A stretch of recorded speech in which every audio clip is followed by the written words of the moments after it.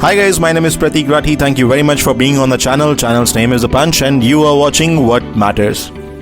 In the middle of Russian invasion of Ukraine and the way India is choosing to take silent diplomacy by not taking anyone's side, it's important to understand who stood by India when it mattered the most in previous years. It was certainly not the US, not the UK or any of the European Union nations which are now beelining to have bilateral relations with India, but only Soviet Union or USSR, now called Russia. It was only due to USSR which stood by India in testing times that Bangladesh was created in 1971 and India was able to orchestrate the biggest army surrender of Pakistan in the history of world till date. Compared to current scenario where NATO nations, UN and rest of the world has just left Ukraine to help themselves and haven't done much than making just plain statements or sending humanitarian aids or making sanctions, USSR came to the fore to help India to win its historic war of 1971, else the history would have read otherwise. India was facing influx of Bangladeshis in huge numbers due to Pakistan's atrocities on its eastern part, now called Bangladesh.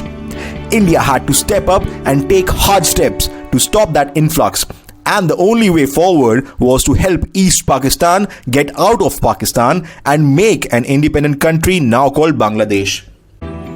India was silently preparing Bangladesh's guerrilla warfare front called Mukti Bahini, which disturbed Pakistan, and they eventually initiated war against India.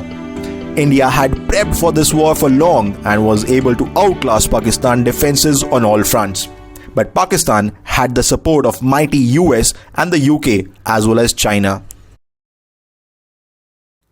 When Pakistan's defeat in the 1971 war seemed imminent, Kissinger, the then National Security Advisor to the US President, spurred the US President Richard Nixon to send US's 7th Fleet's Task Force, led by the nuclear-powered aircraft carrier USS Enterprise, to the Bay of Bengal.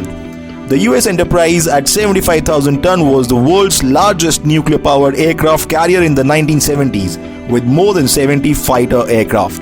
A monster it was. On the other hand, Indian Navy's fleet was led by none other than 20,000 ton aircraft carrier Vikrant with 20 lighter fighter aircraft. The US Enterprise was being dispatched to secure American citizens in Bangladesh was the official statement of America at that point of time. Unofficially, it was there to threaten the Indian forces and prevent the liberation of East Pakistan. India soon got another bad news. Soviet intelligence reported to India that a powerful British naval group led by the aircraft carrier HMS Eagle with commando carrier HMS Albion, several destroyers and other ships were approaching India's territorial waters from the west towards the Arabian Sea. The British and the Americans planned a coordinated attack to intimidate India. The British ships in the Arabian Sea will target India's western coast, while the Americans would make a dash to Chittagong. Caught between the British and the American ships was the Indian Navy. It was December 1971 and the world's two leading democracies were now threatening the world's largest democracy. An SOS signal from Delhi was sent to Moscow. The Red Navy soon dispatched 16 Soviet naval units and 6 nuclear submarines to block USS Enterprise. Admiral N. Krishnan, the chief of the Eastern Command of the Indian Navy at that point of time, wrote in his book, No Way But Surrender, that he was afraid that the Americans will reach Chittagong. He mentions how they even thought of attacking USS Enterprise in a do-or-die move to just slow it down. In December's second week of 1971, the US 7th Fleet's Task Force, led by the monstrous USS Enterprise, arrived in the Bay of Bengal. The British fleet was arriving in the Arabian Sea. The world held its breath. But unknown to the Americans, the submerged Soviet submarines had overtaken them. As USS Enterprise moved towards East Pakistan, the Soviet submarines surfaced without any warning. The Soviet subs were now standing between India and the US naval force.